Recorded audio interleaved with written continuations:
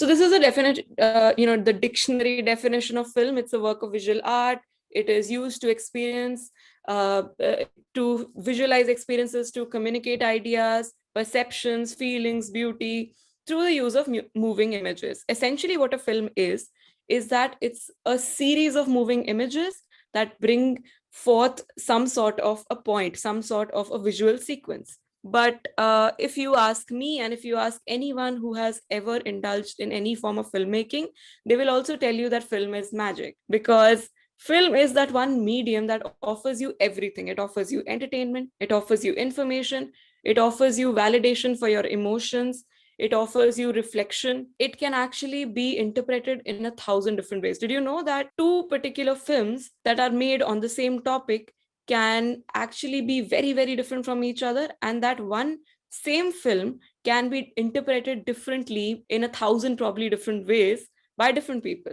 So a film is essentially a medium through which you communicate ideas, but it is you, the audience, that defines what the ideas are, that makes sense of the meaning of those ideas. So much like in literature, film is also essentially of two types, which is fiction and non-fiction. Fiction films are the ones that have a storyline, that like have actors, in which there is an imaginative sequence that you've imagined. Those kind of things are fiction films. We will talk about non-fiction films, which is documentary films. So what is a documentary film? A documentary film is essentially a non-fiction film that documents reality. The key word here is documenting reality. So these are films that represent real events, real people, real stories, and real situations with as much accuracy as possible. So essentially, a documentary film is pretty much like a journalistic endeavor to show news.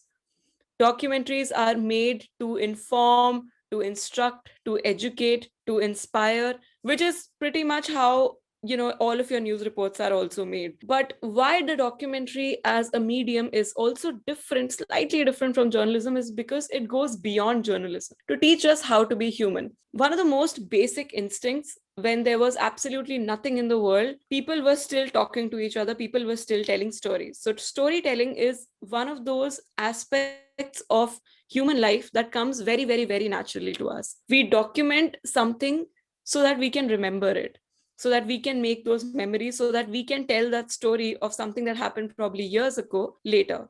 Why I say documentary is the purest form of storytelling as we have known it, is because in the beginning there were only documentaries. There were no fiction films. When the camera was actually invented, people didn't know that like we should make probably a story, we should adapt a Shakespeare play into a movie. They didn't think of those things. They thought of things like, we want to document what is happening in our lives, we want to document things that we find magical, things that are uh, different for us. It's sort of like an archive that you're maintaining for the rest of the generations, for the future generations, to see that this is how life existed back then. The first film is about a horse, and the way it's made actually on a race course is very interesting.